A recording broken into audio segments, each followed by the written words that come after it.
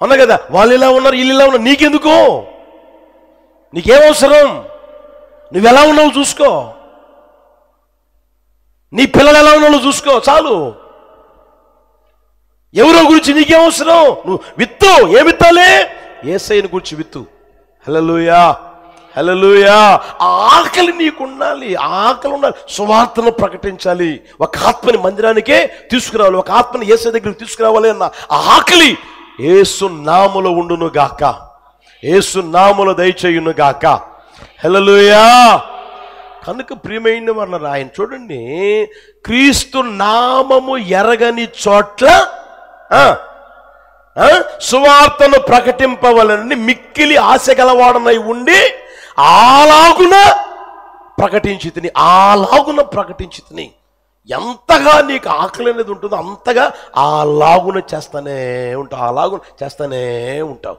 హల్లెలూయా. అట్టి కృప ప్రభువు అనుగ్రహించును గాక.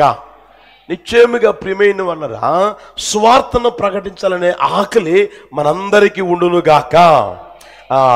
మీరు గమనిస్తే నువ్వు ఎంతగైతే సువార్తను ప్రకటించి దేవుని వాక్యాన్ని ప్రకటించి ఏమండి ఆ ఆత్మని సంపాదించగలవో, మందిరానికి తీసుకురాగలవో, వాళ్ళందరూ ఒకరోజు నీ కిరీటంగా ఉంటారు. చదువుతారన్నమాట. చూడండి, ఆ తెస్సలోనిక మొదటి పత్రిక 2వ అధ్యాయం 19వ వచనం. 2వ అధ్యాయం 19వ వచనం త్వరగా. ఎలా అనగా మా నిరీక్షణ అయినను, మా ఆనందమైనను, మా అతిశయ కిరీటమైనను. మా ఆనందం ఏది? మా అతిశయ కిరీటము ఏది?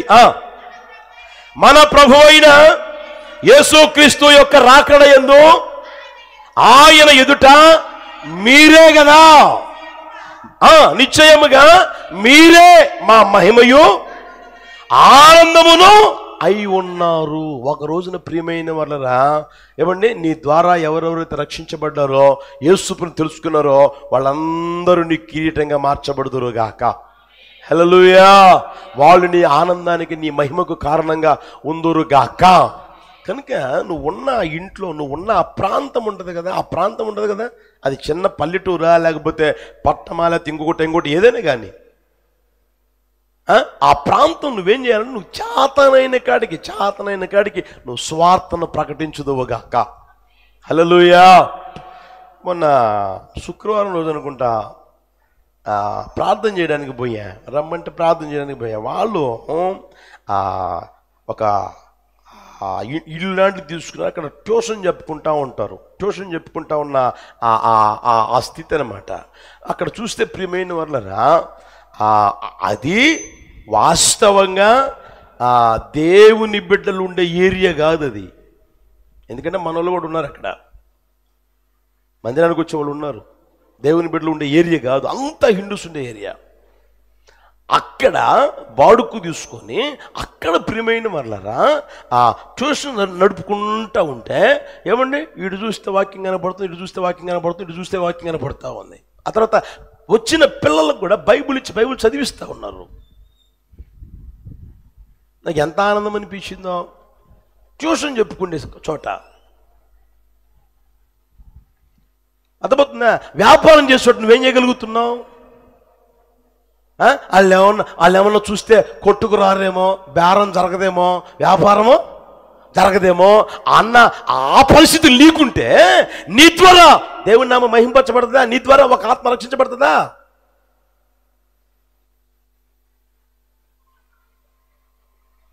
వాళ్ళు అన్నమాట నాకు బాగా నచ్చింది. ఏం తెలిసిన అన్న, పిల్లలు కదన్నా, పిల్లలుగా ఉన్నప్పుడే కాస్త మనం ఏదన్నా వారిని టర్న్ చేయగలిగితే, అయితే వారు పెద్ద అయిన తర్వాత బైబిల్ ఉంది కదా, బాలుడు నడవలసిన త్రోవను వాడికి నేర్పము, వాడు పెద్దవాడైన తప్పుడు వాటి నుండే.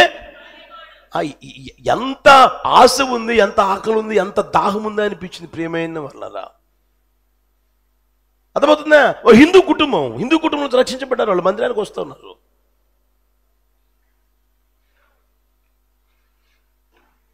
కొంచెం గమనించండి. నువ్వు వ్యాపారం చేస్తున్నావా? ఆ చోటైనా సరే. ఉద్యోగం చేస్తున్నావా? ఆ చోటైనా సరే. చిన్న పని చేస్తున్నావా? కూలి పని చేస్తున్నావా? పాసి పని చేస్తున్నావా? ఆ చోటైనా సరే. నువ్వేం చేయగలరు తెలిసినా, నీ చేతనైంది విత్తగలగాలి. చేతన విత్తనం వేసాయి. విత్తనం వేసి వెంటనే ఫలిస్తుందా? చెప్పరామండి. అందుకని రాయబడింది, నీ ఆహారం ఏం చేయాలి? చల్లాలి, అంతే, చల్లాలి. నీకు తెలిసింది, చల్లు, ఆహారం చల్లు. అది చాలా రోజులైన తర్వాత అది నీకు కనబడునుగాక. హల్లెలూయా, హల్లెలూయా. రోజున చూడండి, మన ఆత్మీయ తండ్రి యేసన్న గారు ప్రియమైన వారు ఆ రోజుల్లో ఏమండి ఏ ప్రాంతాలకై వెళ్ళి ఏమండి అడుగు పెట్టారో, స్వార్థను ప్రకటించారో ఆ ప్రాంతాలన్నిటిలో ఇంచుమించుగా హోసన్నా మందిరాలు నిర్మించబడ్డాయి. ఆ రోజుల్లో లేవు. తిరిగాడు, వెళ్ళాడు, ఎవరో పిలిస్తే వెళ్ళారు, స్వార్థను ప్రకటించారు, వచ్చేసేసాడు. వెళ్ళిన ప్రతి చోట, ఇంకా నేను చెప్పాలంటే నంద్యాలలో ఉన్నప్పుడు అక్కడ సిరివెళ్ళ మెట్ట అనేది ఒకటి ఉంది. సిరివెళ్ళ మెట్ట అనేది ఉంది. ఆ దారులు అన్న పోతా అక్కడ నిలబడి ఆ స్థలం వైపు చూసి, ఈ స్థలం నాకైతే బాగుంటుంది, మందిరం కట్టుకుంటే బాగుంటుంది అన్నాడంట. నాకు తెలియని కూడా తెలియదు అది. అర్థమవుతుందా? మేమెందుకు ఆ ప్రాంతానికి పోతే ఆ ప్రాంతంలో ఈ స్థలం అయితే బాగుంటుంది కదా నాకు అనిపించింది. రోడ్డు ప్రక్కలోనే మెయిన్ హైవే అనమాట. హైదరాబాదు, కర్నూలు, కడప హైవే అంటారు చూడండి. ఆ హైవేలో మెయిన్ రోడ్లో మొత్తం మీద ఆ వ్యక్తిని దేవుడు ప్రేరేపించాడు. 20 సెంట్లు తీసుకున్న తర్వాత తెలిసింది, యేసన్న గారు ఇక్కడ నిలబడి అదైతే బాగుంటుంది అన్నాడయ్యా. దేవుడు అదే ఇచ్చాడయ్యా. యేసయ్యకి మహిమ కలుగును గాక. హల్లెలూయా, హల్లెలూయా. అర్థమవుతుందా? ఆ రోజున తిని తినక ఏమంటే ప్రయాణ వస్తువులు ఉండి లేక చేతనైన కాడికి, చేత కాంది కాదు, అది నేను చేయలేను, మీరు ఎవరు చేయలేరు, చేతనైన కాడికి ఏం చేయాలి? సువార్తను ఇప్పుడు చెప్పండి, గట్టిగా చెప్పండి, నువ్వు ప్రకటించాలి, నువ్వు ఎదజల్లాల, నీ వంతు నువ్వు ప్రకటించగలగాలి. హల్లెలూయా. ఒకవేళ నీ వల్ల కావడం లేదా, కూటమి పెట్టిస్తే ఎంత బాగుంటుంది. మీరున్న ప్రాంతంలోనైనా, ఆ తర్వాత మీకు తెలిసిన బంధువులు ఉంటారు కదా, అన్న కదా, మీరందరూ ఇక్కడ ఉన్నారు, ఓకే కాదన్నట్లు, అందరూ తెనాలోనేనా? మీ బంధువులు ఎన్ని ప్రాంతాల్లో ఉన్నారు? ఆ ప్రాంతంలో కూటమి పెట్టేసి ఎంత బాగుంటుంది. స్వార్థను ప్రకటింప చేస్తే ఎంత బాగుంటుంది. దాన్ని గుర్తెరుగుదురుగాక. హల్లెలూయా. 4 రూపాయలు ఖర్చు పెట్టి, 4 రూపాయలు ఏమండి ఆ దేవుని సేవ కోసం నీ వ్యక్తిగత జీవితంలో స్వార్థ ప్రకటించిన ఖర్చు పెట్టి చేస్తే ఎంత బాగుంటుంది. ఆయన చూడండి, క్రీస్తు నామము ఎరగని చెప్పండి చోట్ల. హల్లెలూయా. అట్టి కృప ప్రభు అనుగ్రహించునుగాక. ఆ ఆకలి నిశ్చయముగా మనకు ఉండునుగాక. ఇంకొక మాట చెప్తాను చూడండి, లూకాసు వర్తమానం 22:15 త్వరగా.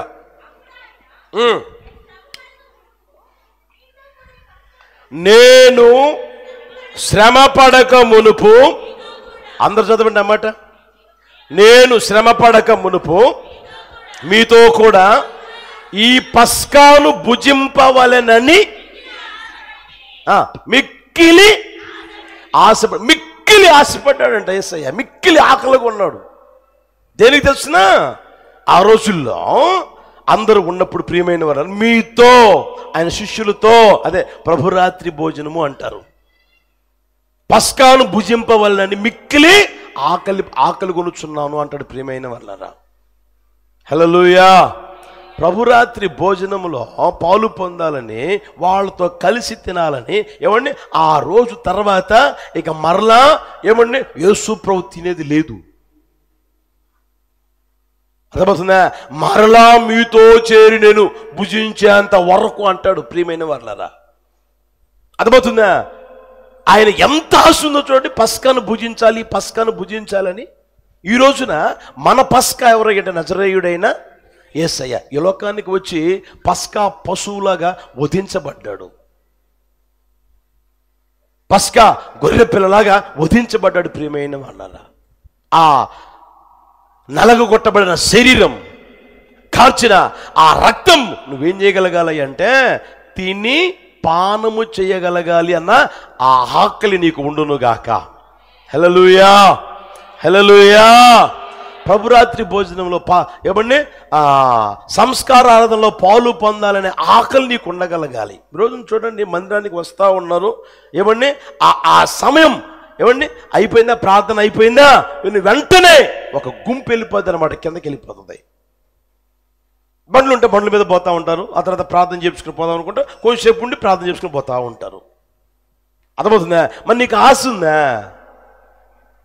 ఆకలి నీకుందా? అయ్యో నేను కూడా ప్రభురాత్రి భోజనంలో పాలు పొందాలి, నేను కూడా ఏమండి సంస్కారార్థంలో పాలు పొందాలి, నేను కూడా పస్కాని భుజించాలి అన్న ఆకలి నీకుందా?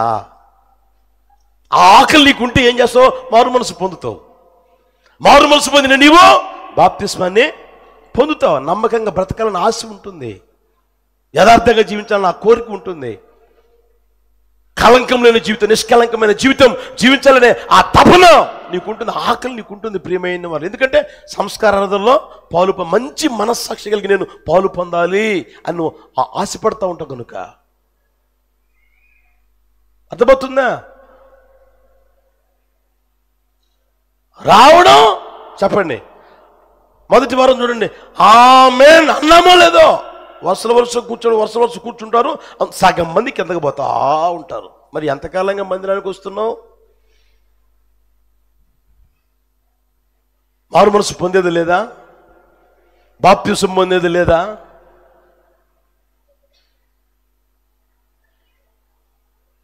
ప్రభురాత్రి భోజనంలో పాలు పొందదామన్న ఆశ లేదా? సంస్కారాలలో పాలు పొందాలన్న ఆశ లేదా? బైబిల్లో ఒక మాట చూపిస్తాను, చూస్తారా? చూడండి, యోహాను సువార్త మనం 6వ అధ్యాయం 54వ వచనం. అందరు తీయండి. నా శరీరము తిని నా రక్తము త్రాగువాడే. ఎవరంట నిత్యజీవం గలవాడు? అందరు గట్టిగా చెప్పండి. నా శరీరము తిని నా రక్తము త్రాగువాడే. యేసు ప్రభు ఈ లోకానికి వచ్చి నలగొట్టబడింది, ఏమండి ఆయన శరీరాన్ని నలగొట్టుకున్నది, ఏమండి తనకై తానే అప్పగించుకున్నది, ఆ రక్తాన్ని చిందించింది. ఎందుకంటే నీకు నాకు నిత్యజీవం ఇచ్చేదానికి. ఆయన దగ్గరికి ఎవరైతే వస్తారో ఏమండి వాళ్ళందరికీ నిత్యజీవం ప్రసాదించేదానికి. అందులో ఒక అనుభవం తెలిసిన శరీరాన్ని తినాలి, తర్వాత రక్తాన్ని నీవు త్రాగగలగాలి. శరీరాన్ని తిని రక్తాన్ని త్రాగగలగాలి. శరీరానికి సాదృశ్యమైన రొట్టెలో పాలు పొందాలి, ఆయన కార్చ రక్తానికి సాదృశ్యమైన ద్రాక్షారసంలో నీవు పాలి భాగస్తుడిగా మారాలి. వాళ్ళే నిత్య జీవం గలవారు. ఆదివారం మందిరానికి వస్తుంటే వాళ్ళందరూ కాదు, వాళ్ళందరికీ నిత్య జీవం ఉండదు. మందిరానికి వచ్చిన వాళ్ళందరికీ చిల్లర మార్చి సందాలు వేసిపోయినంత మాత్రం నిత్య జీవం రాదు. అర్థమవుతుందా? ఓ 1000 రూపాయలు కానికేస్తున్నాను, 10,000 రూపాయలు కానికిస్తున్నానండి, లేకపోతే దానికోసం ఇస్తున్నా, దీనికోసం ఖర్చు పెడుతున్నానండి, వాళ్ళకి కాదు నిత్య జీవము. ఎవరికి చెప్పండి గట్టిగా? నా శరీరము తిని నా రక్తము త్రాగువాడే నిత్య జీవము గలవాడు. తర్వాత చూడండి, అంత్య దినమున వానిని లేపు. అంత్య దినం అనేది ఒకటి ఉంది. యేసు ప్రభు వచ్చినప్పుడు ప్రియమైన వాళ్ళరా, ఆ రాకడలో ఆయన ఏం చేస్తాడు అంటే వేళను లేపుతాడంట. శరీరము తిని రక్తాన్ని త్రాగే వాళ్ళనే లేపుతాడంటే ప్రియమైన వాళ్ళ. అంత్య దినం వానిని, అందరినీ కాదు, మందిరానికి వచ్చిన వాళ్ళందరినీ కాదు. అర్థమవుతుందా? యేసు ప్రభువుని నమ్మిన వాళ్ళందరినీ కూడా కాదు. బాప్తిసం పొంది మంచి మనస్సాక్షి కలిగి జీవిస్తూ ప్రభురాత్రి భోజనంలో పాలు పొందుతూ ఉన్న వారిని అంత్యదినం ఏం చేస్తాడంట? లేపుతాడంటే ప్రియమైన వాళ్ళరా. ఇంకా మీరు అక్కడ చూడండి, నా శరీరం నిజమైన ఆహారమును నా రక్తం నిజమైన పానమునై ఉన్నది. నా శరీరము తిని నా రక్తము త్రాగువాడు నా యందును నేను వాని యందును. యేసయ్య యందు మనము, మన యందు యేసయ్య నిలిచి. పాట పాడితే కాదు, పాట పాడిన వాళ్ళు అందరిలో యేసయ్య నిలిచుంటాడా? ఉంటాడా? ఉంది కదా పాట. ఆహా నా ధన్యత, ఓహో నా భాగ్యము, ఏమని నీలో నేనుండుటే నాలో, నీలో నేనుండాలి, నాలో నీ ఉండాలి. అది ఎప్పుడు? పాతబంధంలో కాదు, అది ఎవరికి చెప్పండి? శరీరము తిని రక్తము త్రాగాలి. శరీరం తిని రక్తం త్రాగాలి అంటే నువ్వు మారు మనసు పొందాలి, బాప్తిసం పొందాలి, మంచి మనస్సాక్షి కలిగిన జీవితం జీవించగలగాలి. హల్లెలూయా, హల్లెలూయా. తర్వాత చూడండి అక్కడే, జీవము గల తండ్రి నన్ను పంపిన గనుక నేను తండ్రి మూలముగా జీవించుతున్నట్లే నన్ను తినువాడు ఆయన మూలముగా మనం జీవించుదుముగాక. హల్లెలూయా. మన జీవానికి మూలం ఎవరయ్యంటే నజరేయుడైన యేసయ్య. దాన్ని గుర్తెరుగుదుముగాక. ఆయన మూలముగా మనం జీవిస్తాం. తర్వాత చూడండి, ఇదే పరలోకమును దిగి వచ్చిన ఆహారము పితరులు మన్నాను తినియు చనిపోయినట్టు కాదు, ఈ ఆహారము తినివాడు ఎల్లప్పుడూ జీవిస్తాడు. హల్లెలూయా. ఈ లోకంలో జీవించేంతకాలం జీవిస్తాము. ఈ లోకం ఎప్పుడైతే వదిలిపెడతామో ఆ తర్వాత కూడా యేసయ్యతో మనం జీవించుదుముగాక, యేసయ్యతో మనం జీవించుదుముగాక. హల్లెలూయా. ఆ స్థితి ఎక్కడ ఉందయ్యా అంటే శరీరము తిని రక్తము త్రాగాలి, సంస్కారార్థంలో పాలు పొందాలి.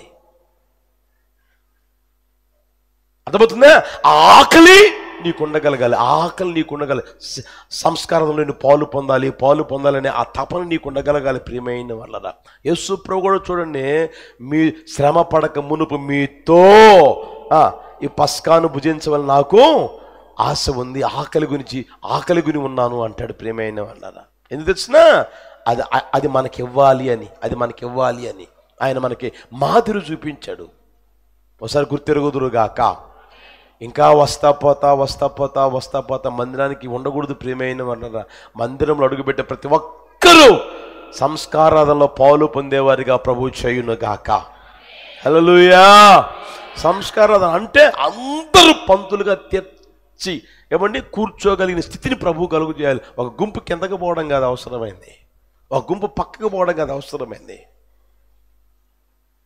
అలాంటి స్థితి ప్రభు మందిరంలో ప్రభు కలుగు చేయునుగాక. హల్లెలూయా. ఇంకొక మాట చెప్పి ముగిస్తాను చూడండి. కీర్తన 63:2. కీర్తన 63:2. నీ బలమును నీ ప్రభావమును చూడవలనని పరిశుద్ధాలయమందు నేనెంతో ఆశతో నీ తట్టు కనిపెట్టి ఉన్నాను. నీళ్లు లేక ఎండి ఉన్న దేశమందు నా ప్రాణము నీ కొరకు తృష్ణగొనుచున్నది. నీ మీది ఆశ చేత నిన్ను చూడవలనని నా శరీరము. ఏ ఆకలి ఉండాలి అంటే నా యేసయ్యను నేను చూడాలి. హల్లెలూయా. ఎవరు చూడాలి? గట్టిగా చెప్పండి. 4 రోజులు కన్న కుమారుడు కనిపించకపోతే ఆ తల్లి ఆ తండ్రి యొక్క తపన ఎట్లా ఉంటుందో అర్థమైందా? ఉద్యోగం కోసం ఎక్కడికో పోయాడు, హైదరాబాదే పోయాడు అనుకో, 4 రోజులు ఫోన్ చేయలా, ఎంత టెన్షనో. ఎందుకని? ఇప్పుడు చెప్పండి. ఎందుకని? కొడుకు తర్వాత కుమార్తె. నువ్వు కన్న కుమార్తె కంటే మిషన్ వాళ్ళు లేరు అన్నట్టుగా, మీరు కన్న కుమారుల కంటే మిషన్ వాళ్ళు ఇంకా అర్థమవుతుందా? అదే అంటారు కదా, కాకి పిల్ల. చెప్పండి, కాకి పిల్ల ముద్దే కాదనడంలే. అయితే ఇప్పుడు చెప్పండి, మనందరికి తండ్రి ఎవరు? మనం ఆయనకి ఎవరమే? మరి ఆ ఆశ నీకుందా? మా డాడీని చూడాలి, నా డాడీని నేను చూడాలి, మా డాడీని నేను చూడాలి. దావీదు చూడండి ప్రియమైన వాళ్ళ, ఆయనకి అందమైన కుమార్తె ఉందా లేదా? తామార్ ఎవరు? ఆ బ్యూటిఫుల్ గర్ల్, అందగత్తె అని రాయబడింది బైబిల్లో. అబ్షాలోం ఎవరు? అరికాలు మొదలుకొని నడినెత్తి వరకు ఏ లోపము లేదంట. ఇప్పుడు మనం ఉన్నాం అనుకోండి, మన అందరిలో ఏదో ఒక లోపం ఉంటుంది. అర్థమవుతుందా? అవి వెతికే వాళ్ళకి కనపడతాయి. ఏదో ఒక లోపం ఉంటుంది. గూనోడో, గుడ్డోడో, మెలకన్నోడో, తర్వాత చపాతి ముఖమో, లేకపోతే కోల ముఖమో, లేకపోతే నల్లటి ముఖమో, లేకపోతే తెల్లటి ముఖమో, లేకపోతే దొండపండు, ఏదో ఉంటుంది. మొత్తం మీద ఏదో ఉంటుందా లేదా? ఏదో ఒక లోపం ఉంటుంది. అయితే అబ్షాలోములో ప్రియమైన వాళ్ళరా వెతికినా కూడా లోపం లేదంట. బైబిల్లో రాయబడిన మాట అది. బైబిల్ ఆ మాట రాయబడుతుంది. లోపం ఉంటే రాయబడదు. అరికాలు మొదలుకొని నడినెత్తి వరకు ఏ లోపము లేదంట. అంత సౌందర్యవంతుడు. అర్థమవుతుందా? సౌందర్యవంతురాలైన కుమార్తె ఉంది, సౌందర్యవంతుడైన కుమారుడు ఉన్నాడు. ఒరే కొడకా, పొద్దున్నే నిన్ను చూడాలిరా కొడక, పొద్దున్నే నిన్ను చూడాలి కుమార్తె అన్నాడా? వాళ్ళ మీద ఆశ ఉంది ఆయనకి. ఎవరి మీద ఉందంట? ఆ మాట చదవండి మరలా ఒకసారి. నీ బలమును నీ ప్రభావమును చూడవలనని పరిశుద్ధాలయమందు నేనెంతో ఆశతో ఉన్నాను. నీళ్లు లేక ఎండి ఉన్న దేశమందు నా ప్రాణం. నీళ్లు లేక ఎండిపోతే ఏమండి ఆ భూమి చూడండి నెర్రలు కొట్టిపోతుంది. నెర్రలు కొడుతుంది అనమాట. ఇంత పెళ్ళుంటే ఆ పెళ్ళ చుట్టూ నెర్రలే, మరలా ఆ పెళ్ళలో కూడా నెర్రలు విడిచిపోతుంది. అంటే ఆయన జీవితం లేదా ఆయన హృదయం ఎలా మారిపోయిందో. నీళ్లు లేక ఎండి ఉన్న దేశమందు నా ప్రాణము నీ కొరకు తృష్ణ కూర్చుంది, నీ మీది ఆశ చేత నిన్ను చూడాలి అని. నిన్ను చూడాలి యేసయ్యా, నిన్ను చూడాలి. హల్లెలూయా. ఆయన ఆకలి గమనించని ప్రియమైన ఒకసారి ఎంతగా ఆకలి కొని ఉన్నాడో. నిన్ను చూడాలి ప్రభా. హల్లెలూయా. బైబిల్లో రాయబడిన మాట ఏంటంటే, చూసి నమ్మిన వారి కంటే మనమందరం ఎవరమే చూడక యేసయ్యను చూడక నమ్మాం కాదన్నంలే. ఇప్పుడు ఎవరైనా యేసయ్యను చూసారా? యేసయ్యను చూసారా?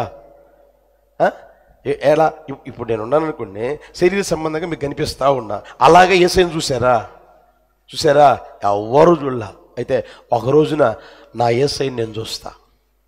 హల్లెలూయా. నా ప్రాణప్రియుని నేను చూస్తా. హల్లెలూయా.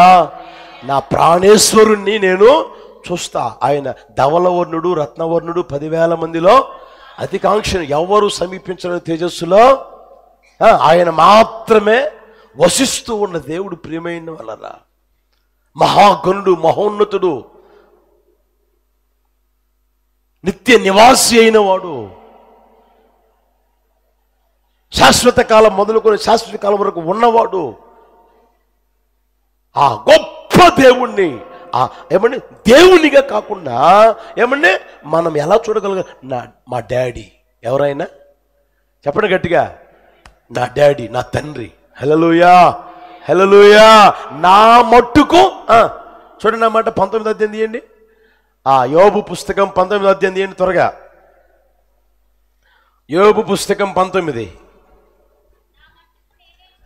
పైనుంచి చదువమ్మా.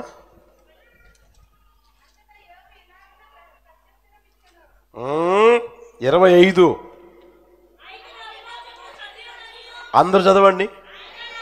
నా విమోచకుడు సజీవుడనియు తరువాత ఆయన భూమి మీద నిలుచుననియు నేనెరుగుదును.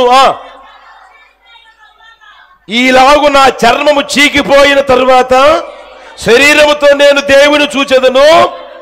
నా మట్టుకు అనండి, ఆ మాట అనండి, అందరూ అనండి, గట్టిగా విశ్వసిస్తానండి. నా మట్టుకు నేనే చూచెదను. నా మట్టుకు నేనే చూసేదను, ఎవరును కాదు, నేనే. ఎలా అంట? గట్టిగా ఎలా అంట? కనులారా నేను చూస్తాను. హల్లెలూయా. మన యేసయ్యని ఒకరోజు ఎలా చూస్తాం మనం? గట్టిగా చెప్పండి. కనులారా చూస్తాం. యేసయ్యకి మహిమ కలుగును గాక. ఆ ఆకలి నీకు ఉండగలగాలి. నా యేసయ్య నేను కనులారా చూడాలి, యేసయ్య నిన్ను చూడాలి, నిన్ను చూడాలనే ఆ ఆకలి మనకు ఉండగలగాలి ప్రియమైన వాళ్ళ. 84:2 చూడండి, కీర్తన 84:2. యెహోవా మందిరావరణం చూడవలనని నా ప్రాణం ఎంతో ఆశపడుచున్నది, అది సొమ్మసిల్లుచున్నది. ఆ మాట అనండి, అందరనండి, అందరు గట్టిగా.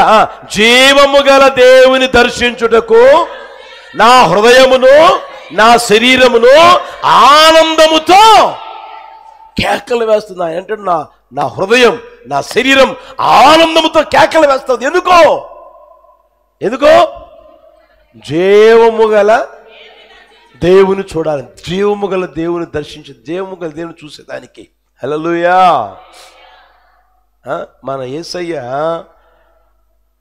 రాయి కాదు, రప్ప కాదు, మాట్లాడని ఒక బొమ్మ కాదు, చెట్టు కాదు, చెట్టుకున్న కొమ్మ కాదు. అర్థమవుతుందా? ముందేమో కొమ్మ, తర్వాత ఏమో బొమ్మ, తర్వాత ఏమో అమ్మ. అర్థమైందా? మన యేసయ్య అది కాదు. మన యేసయ్య ఎవరయ్య అంటే జీవము కలిగిన దేవుడు, నిన్న నిరంతరం ఏకరీతిగా ఉన్నవాడు. ఇదిగో మృతుడనైతిని గాని యుగయుగములో సజీవుడనై ఉన్నాను అని చెప్పిన దేవాతి దేవుడు. ప్రియమైన వాళ్ళ ఆ యేసయ్యని మనం ఒక రోజున కన్నులారా చూసుదుముగాక. హల్లెలూయా, హల్లెలూయా. అక్కడే 17-15 చూడండి,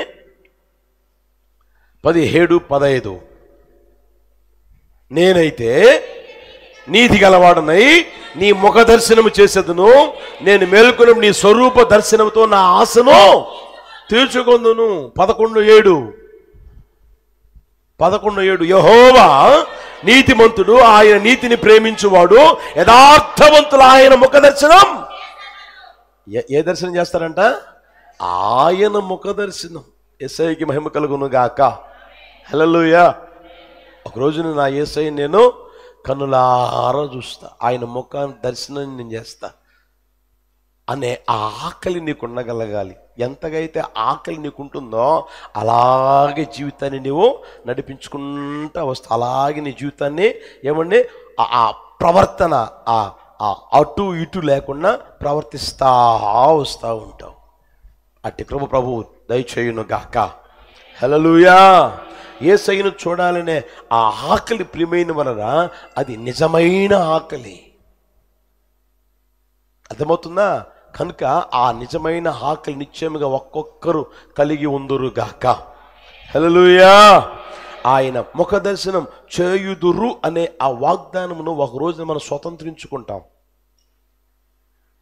అర్థమవుతుంది? యథార్థవంతులు ఆయన ముఖ దర్శనమును చేస్తారు. తప్పకుండా వాగ్దానం మనం స్వతంత్రించుకుంటాం.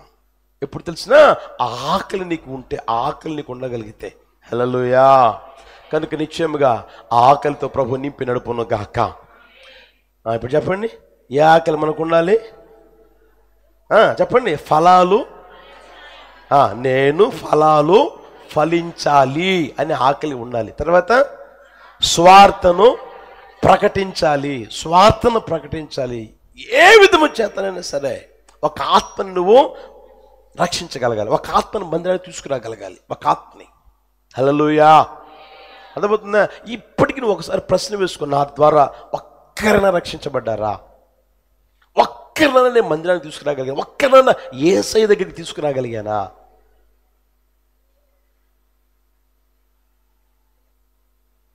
అర్థమవుతుంది? ఒక్కరినైనా యేసు దగ్గరికి తీసుకురాగలిగానా అన్న ఆకలి నీకు ఉండగలగాలి. తర్వాత చెప్పండి. పస్కాని భుజించాలి అనే ఆకలి నీకు ఉండాలి.